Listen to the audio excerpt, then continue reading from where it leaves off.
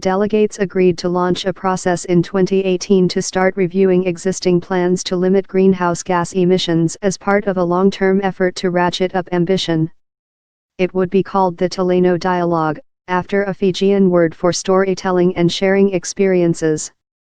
And they made progress to draft a detailed rule book for the 2015 Paris Agreement, which seeks to end the fossil fuel era this century, at the meeting in Bonn that ran overnight beyond a planned ending on Friday.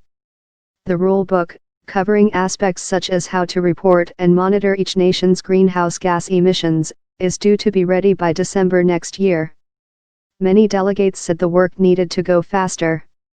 Right now we're moving at a brisk walk, so all countries will need to really pick up the pace from here, said José Sarney Filho, Brazil's Minister for the Environment. Gebrujemer Indelu of Ethiopia, who leads the group of least developed countries, also said many areas of work are still lagging behind, despite steps forward in Bonn.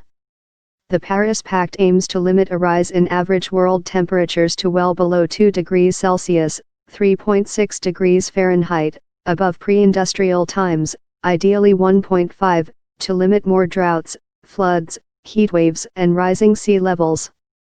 But existing policies are on track to cause a rise of about 3 degrees, by 2100. The Talanoa Dialogue would be a step toward tighter policies. The Bonn meeting was under the shadow of Trump's decision in June to withdraw from the Paris Accord and instead promote the coal and oil industry.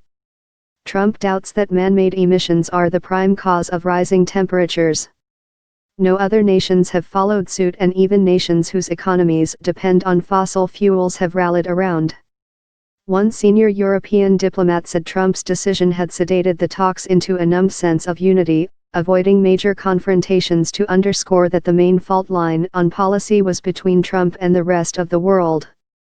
Washington retains its place in the talks for now because the Paris Pact stipulates that no country can formally pull out before November 2020. The fossil fuel industry was very much under the spotlight during the talks. The U.S. administration's only event in Bonn was to promote coal, which jarred with many other nations who wanted talks to focus on renewable energies. In seeming defiance, 20 countries and 2 U.S. states joined an international alliance to phase out coal from power generation before 2030.